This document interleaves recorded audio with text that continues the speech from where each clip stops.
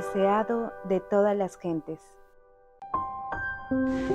Desde el tiempo en que los padres de Jesús le encontraron en el templo, su conducta fue un misterio para ellos. No quería entrar en controversia y sin embargo su ejemplo era una lección constante. Parecía puesto aparte. Hallaba sus horas de felicidad cuando estaba a solas con la naturaleza y con Dios. Siempre que podía, se apartaba del escenario de su trabajo para ir a los campos a meditar en los verdes valles, para estar en comunión con Dios en la ladera de la montaña o entre los árboles del bosque.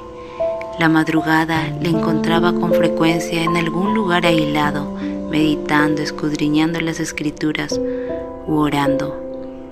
Desde estas horas de quietud, volvía a su casa para reanudar sus deberes y para dar un ejemplo de trabajo paciente. La vida de Cristo estaba señalada por el respeto y el amor hacia su madre. María creía en su corazón que el santo niño nacido de ella era el Mesías prometido desde hacía tanto tiempo, y sin embargo no se atrevía a expresar su fe. Durante toda su vida terrenal compartió sus sufrimientos, presenció con pesar las pruebas a él impuestas en su niñez y juventud. Por justificar lo que ella sabía ser correcto en su conducta, ella misma se veía en situaciones penosas. Consideraba que las relaciones del hogar y el tierno cuidado de la madre sobre sus hijos eran de vital importancia en la formación del carácter. Los hijos y las hijas de José sabían esto y, apelando a su ansiedad, trataban de corregir las prácticas de Jesús de acuerdo con su propia norma.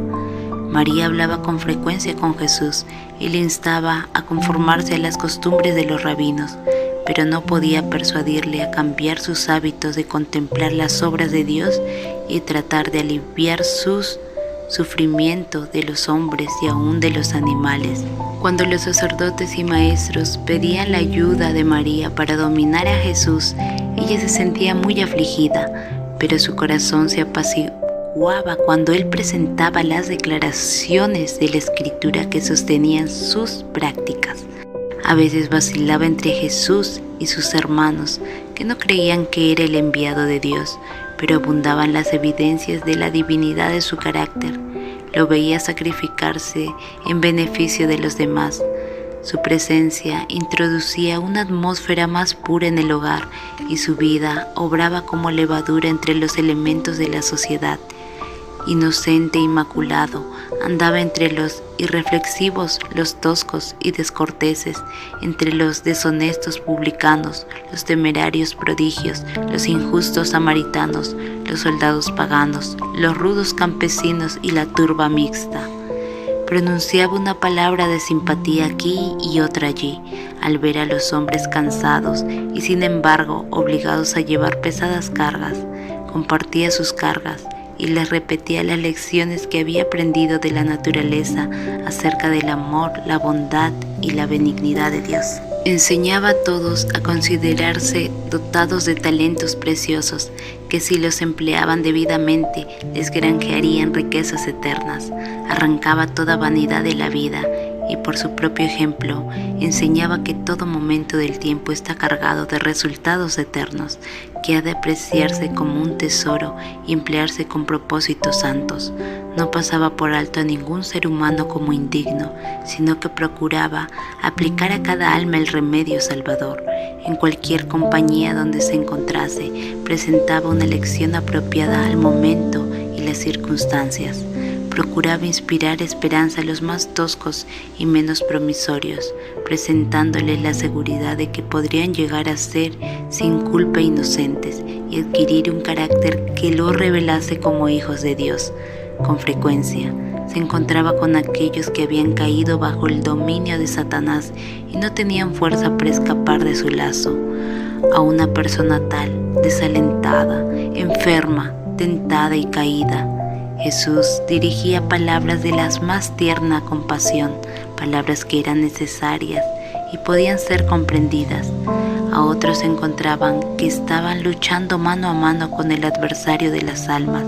Los estimulaba a preservar, asegurándoles que vencerían, porque los ángeles de Dios estaban de su parte y les darían la victoria. Los que eran así ayudados se convencían de que era un ser en quien podían confiar plenamente. Él no traicionaría los secretos que volcaban en su oído lleno de simpatía. Jesús sanaba el cuerpo tanto como el alma. Se interesaba en toda forma de sufrimiento que llegase a su conocimiento y para todo doliente a quien aliviaba. Sus palabras bondadosas eran como un bálsamo suavizador. Nadie podía decir que había realizado un milagro, pero una virtud, la fuerza sanadora del amor, emanaba de él hacia los enfermos y angustiados. Así, en una forma discreta, obraba por la gente desde su misma niñez. Esa fue la razón por la cual después que comenzó su ministerio público, tantos le escucharon gustosamente. Sin embargo, durante su niñez, su juventud y su edad viril, Jesús anduvo solo. En su pureza y fidelidad pisó solo el lagar y ninguno del pueblo estuvo con él. Llevó el espantoso peso de la responsabilidad de salvar a los hombres. Sabía que a menos que hubiese un cambio definido en los principios y los propósitos de la familia humana, todos se perderían. Era esto lo que pesaba sobre su alma y nadie podía apreciar esa carga que descansaba sobre él. Lleno de un propósito intenso, llevó a cabo el designio de su vida, de ser él mismo la luz de los hombres.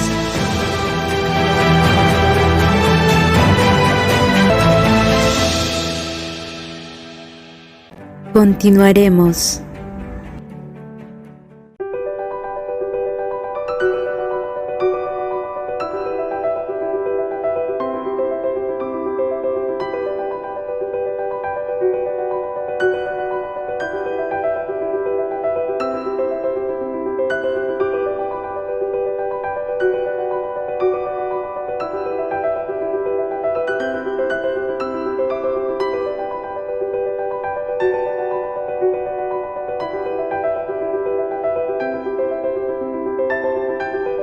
El deseado de todas las gentes.